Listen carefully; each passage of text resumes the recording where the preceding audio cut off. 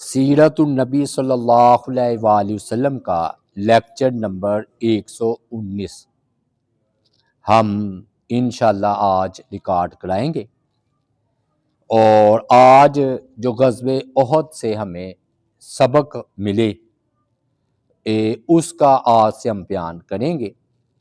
نحمدہ ونصلی علی رسول الکریم، اما بعد، اللہم صلی علی محمد وعلی آلہ وصحابہ اجمعین۔ بھئی قرآن مجید کا جو واقعات کو بیان کرنے کا مقصد ہے نا، وہ اس سے سبق حاصل کرنا ہے، نصیحتیں۔ اور اسی طرح سیرت النبی صلی اللہ علیہ وآلہ وسلم اور غزوہ احد سے بھی ہمیں خاص طور پر نا یہ حاصل ہوئی ہیں بہت سارے اسباق۔ ان میں سے کچھ کا ہم آج ذکر کریں گے، کچھ کا ہم انشاءاللہ کل ذکر کریں گے۔ پہلا سبق تو یہ ہے کہ جنگی راز، جنگ جو ہے نا رازداری سے جیتی جاتی ہے۔ یہ بہت اہم چیز ہے کہ آپ کے منصوبے، آپ کے پروگرام جتنے دشمن سے پوشیدہ ہوں اتنے ہی بہتر۔ اور بعض کا صرف رازداری کی وجہ سے جنگ جیتی جاتی ہے، اور نبی علیہ الصلوۃ والسلام پوری کوشش کرتے تھے کہ دشمن کو اس وقت پتہ چلے جب آپ اس کے سر پر پہنچ چکے ہیں۔ اور اس کی کیا دلیل ہے؟ جب نبی علیہ الصلوۃ والسلام کو حضرت عباس جو کہ مکہ میں تھے، آپ کے چچا تھے، حالت کفری میں تھے، تو انہوں نے نا جب یہ احد سے روانہ ہوئے ہیں نا مشرکین مکہ، تو اس کی اطلاع بذریعہ خط نبی علیہ الصلوۃ والسلام کو کر دی تھی۔ اب ابی بن کعب، چونکہ آپ کو پڑھ کر تو صحیح ابی بن کعب نے سنایا، کیونکہ آپ لکھنا پڑھنا نہیں جانتے تھے، تو آپ نے ابی بن کعب رضی اللہ تعالی عنہ سے فرمایا کہ اس بات کو راز ہی میں رکھنا، پوشیدہ رکھنا۔ اس کی وجہ کہ بھی دشمن جو ہے وہ سازشیں کریں گے اور ان کے ساتھ مزید جا کر مل جائیں گے، اپنے پریشان ہوں گے یا گھبراہٹ کا شکار ہوں گے، اور جو ہے نا منافق خوش ہوں گے، یہودی بھی، اور مومنوں کو غم اور پریشانی کا سامنا کرنا پڑے گا۔ اور ویسے بھی جتنا ممکن ہو سکے غم والی بات کو چھپانا ہی چاہیے۔ اور آج آپ دیکھتے ہیں کہ ڈاکٹر جو حضرات ہے، پتہ بھی ہوتا ہے، حکم بھی یہی ہے کہ پتہ ہے بھی یہ لا علاج بیماری ہے، آج کل پر مریض ہے، لیکن اس کے باوجود وہ کہتے ہیں جی اللہ تعالیٰ شفا دے۔ ان کو نہیں یہ حکم کہ وہ سیدھی سیدھی بات ان کے ساتھ کریں۔ آپ نے فرمایا کہ تم ان کو تسلی دو کہ اللہ شفا دینے والا ہے۔ تو یہ ہے اسی طرح کا معاملہ ہے۔ اور آپ نے دیکھا ہے کہ یوسف علیہ الصلوۃ والسلام کو یعقوب علیہ الصلوۃ والسلام نے کیا فرمایا تھا کہ اپنے جو ہے نا یہ خواب کا ذکر اپنے بھائیوں سے نہیں کرنا۔ اور ایک حدیث بھی آ رہی ہے کہ اپنے کاموں کو جو ہے نا پورا کرنے کے لیے نا رازداری سے مدد لو۔ کیا مطلب رازداری سے؟ کہ رازداری ہوگی نا تو یہ کام جو ہے نا وہ پائے تکمیل تک پہنچ جائیں گے۔ تو یہ ایک ہے۔ دوسرا ہمیں سبق ملا ہے کہ صحابہ کرام سے نا مشورہ کا، یعنی کہ جس حد تک ہو سکے سپہ سالار کو چاہیے، اور جو ہے نا کوئی بھی بڑا ہو وہ اپنے چھوٹے سے مشورہ کرے۔ اللہ تعالیٰ کی ذات پاک نے فرمایا وَشَاوِرْهُمْ فِي الْأَمْرِ، سورہ آل عمران میں، کہ آپ صحابہ کرام سے مشورہ کریں۔ مشورہ ان کاموں میں ہوتا ہے جن میں وحی نازل نہیں ہوئی ہوتی۔ مطلب یہ نہیں مشورہ ہو سکتا کہ ظہر کی 4 رکعتیں آج پڑھ لیں یا 3، وہ فرض ہے۔ یہ انتظامی امور میں مشورہ ہوتا ہے۔ اور آپ نے صحابہ سے پوچھا کہ احد میں باہر جا کر لڑنا ہے یا اندر لے کر، اور آپ کو پتہ ہے عبداللہ بن ابی نے بھی یہی مشورہ دیا تھا کہ مدینہ کے اندر رہ کر لڑا جائے، لیکن آپ صلی اللہ علیہ وآلہ وسلم نے کیا فرمایا کہ مدینہ کے جو ہے نا اندر رہ کے، آپ کی بھی یہی رائے تھی کہ اندر رہ کر ہی لڑا جائے، لیکن نہ اکثر صحابہ کرام نے چونکہ جو خاص طور پر جو جنگ بدر میں شامل نہیں ہوئے تھے وہ تو جوش سے پھٹے جا رہے تھے، بلکہ حضرت حمزہ رضی اللہ تعالیٰ عنہ نے تو یہاں تک کہہ دیا تھا کہ میں نہ کھاؤں گا نہ پیوں گا جب تک کہ باہر جا کر لڑوں گا نہیں۔ تو پھر آپ نے ان کے مشورے کو قبول کیا۔ تو مشورہ کرنا چاہیے، لیکن یاد رکھیے یہ بات اہم بات اصل میں یہ ہے کہ یہ ضروری نہیں ہے، لازمی یہ بات نہیں ہے کہ امیر جو ہے نا وہ پابند ہے مجلس شورا کا، ان کی بات مان بھی سکتا ہے نہیں بھی۔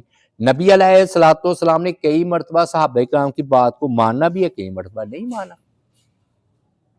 صلح حدیبیہ کے موقع پر اکثریت جو ہے وہ ناراض تھی کہ واپس پلٹا جائے، لیکن آپ نے شرائط مانی ہے ان کی کفار کی اور واپس گئے ہیں۔ صحابہ کرام کا مطلب ہے کہ ان کی شرائط اتنی دب کے نہ مانی جائے۔ حضرت عمر رضی اللہ تعالی عنہ جیسی ہستی مبارکہ وہ کہہ رہے تھے کہ اتنے دب کے ہم صلح کیوں کریں۔ تو مطلب یہ کہ اختلاف رائے ہو جاتا ہے، اور اس سے یہ پتہ چلتا ہے کہ آپ صلی اللہ علیہ وسلم کی محفل میں ہر کوئی اپنی رائے دینے کا ہوتا تھا اور وہ رائے دیتا تھا۔ پھر آپ نے صحابہ کرام کی بات کو قبول کرتے باہر جا کر لڑائی کی ہے۔ تیسرا جو سبق ہے وہ یہ ثابت قدمی، یعنی کہ نبی علیہ الصلوۃ والسلام نے فرمایا کہ جنگ کی تمنا نہ کرو، لیکن اگر مسلط کر دی جائے تو پھر پیچھے بھی نہ ہٹو۔ اب ہوا یہ ہے کہ صحابہ کرام نے جب مشورہ دیا نا کہ باہر جا کر لڑا جائے تو آپ اندر گئے ہیں، آپ کے ساتھ ابو بکر عمر بھی تھے، آپ نے اسلحہ پہننا اور پورا آپ فوجی لباس میں باہر تشریف لائے۔ تو صحابہ کرام کو ندامت ہوئی کہ ہم نے شاید آپ کو مجبور کیا ہے، تو آپ کی تو رائے تھی کہ اندر رہ کر لڑا جائے، تو انہوں نے کہا اللہ کے رسول ہم اپنا مشورہ واپس لیتے ہیں۔ تو نبی علیہ الصلوۃ والسلام نے فرمایا کسی نبی کے لیے یہ بات مناسب ہی نہیں ہے کہ وہ اسلحہ پہن لینے کے بعد اسے کہ جوں کا توں رکھ دے۔ جب ایک مرتبہ مقابلے کے لیے اتر جو آئے ہیں، ڈٹ جو گئے ہیں، جم جو گئے ہیں، تو آپ پیچھے نہیں۔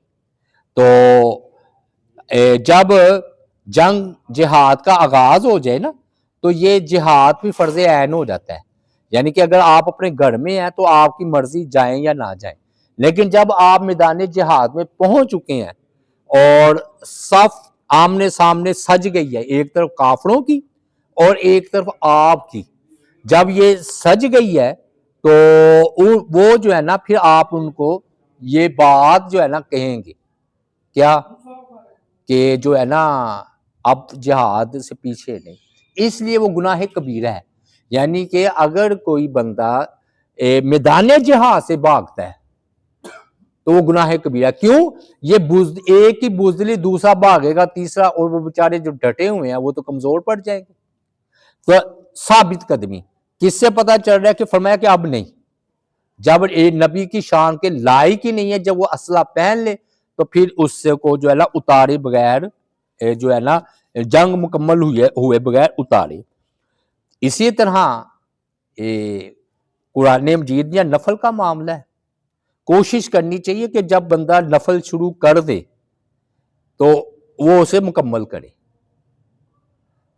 جب نفل شروع نہیں کیے اس وقت اتنی پابندی نہیں ہوتی، اگرچہ علماء احناف تو یہ کہتے ہیں کہ یہ فرض ہو جاتا ہے، یعنی کہ نفل، ہم کہتے ہیں اگر توڑ بھی دیا جائے تو کوئی بات نہیں، نفل کو قضا دوبارہ دینا ضروری نہیں ہے، یعنی کہ روزہ آپ نے رکھا نفلی، توڑ دیا، کھول دیا، تو اب آپ قضا لازم نہیں۔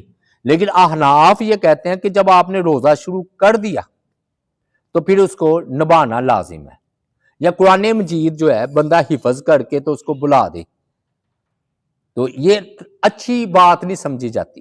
تو یہ ہے، اور یہاں حدیث میں ہے کہ یہ اچھی بات نہیں کہ بندہ تیر اندازی سیکھے پھر اس کو بلا دے۔ تو یہ ساری دلیلیں کس بات کی ہیں کہ ثابت قدمی اور کام کو پورا کرنا۔ جب آپ نے کام کا آغاز کر دیا تو پھر آپ کا کام ہے کہ آپ اس کو پورا کریں۔ تو یہ تیسری بات ہوگی۔ چوتھا سبق یہ ہے کہ جنگ کی بھرپور تیاری کرنی چاہیے، مطلب آپ کے جتنے بھی وسائل ہیں اور جس حد تک ہے وہ آپ لے کر میدان میں اتریں، پھر اللہ پر توکل کریں۔ اور ہمیشہ مسلمانوں کی تعداد اسلامی تاریخ میں اسلامی جنگوں میں کم ہی رہی، حیرت انگیز بات ہے، ہر دفعہ بہت کم موقع ہے کہ مسلمان تعداد میں زیادہ ہو۔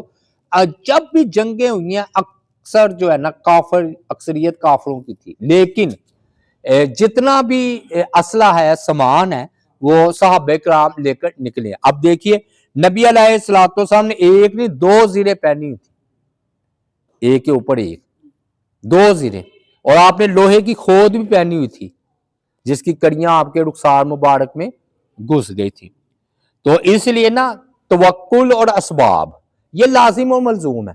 یہ صوفیوں کا یہ غلط نظریہ اور غلط طریقہ ہے کہ بھئی بغیر اسباب کے دوائی کھانی نہیں شفا ہو جائے گی، پانی پینا نہیں پیاس بجھ جائے گی، روٹی کھانی نہیں اور بھوک مٹ جائے گی۔ ایسا نہیں ہوتا، آپ ایک ایک کھانا کھائیں پھر برکت اللہ ڈالے گا، دعا کھائیں شفا اللہ دے گا۔ یعنی کہ جتنا آپ تدبیر کر سکتے ہیں، جتنی آپ کی طاقت ہے وہ تو کریں نا، پھر اس کے بعد اللہ پر چھوڑ دیں۔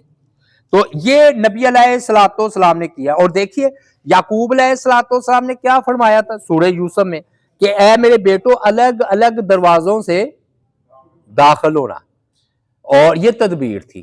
لیکن فرمایا کہ اللہ تعالیٰ کے مقابلے میں تمہارے کچھ کام بھی نہیں آ سکتا، کہا نا۔ تو حضرت فرمایا کہ وہ اہل علم میں تھے، کون؟ یعقوب علیہ السلام۔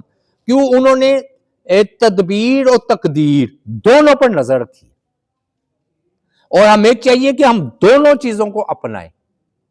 مسلمانوں نے بدقسمتی سے یہ صوفیوں کے پیچھے لگ کے رہبانیت اختیار کر کے وہ جو ہے نا بالکل سائنس کو تدبیر کو چھوڑ دیا، اور بعض نے دہریہ ہو گئے پوری تدبیر کو اختیار کیا اور اللہ تعالیٰ پر جو توکل ہے اس پر کو چھوڑ دیا۔ پانچویں بات یہ ہے کہ اللہ تعالیٰ نے جہاد میں بڑی حکمت ہے۔ وہ اللہ تعالیٰ کی حکمتوں میں سے ایک حکمت یہ ہے کہ منافقین سے جو ہے نا علیحدگی، یہ جو ہوتی ہے نا منافقین سے علیحدگی۔ منافقین کا مطلب یہ ہے کہ منافق وہ ہوتا ہے فائدے میں ساتھ ہوتا ہے اور نقصان میں ساتھ کوئی نہیں ہوتا۔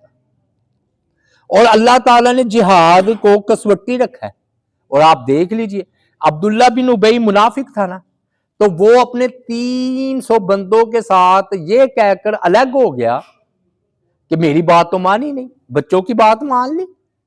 اللہ تعالیٰ نے فرمایا قرآن مجید میں آل عمران میں سورہ جو ہے نا آل عمران میں احد پر ہی تبصرہ ہے، ما کان اللہ لیذر المؤمنین علی ما انتم علیہ حتی یمیز الخبیث من، بند کریں گے۔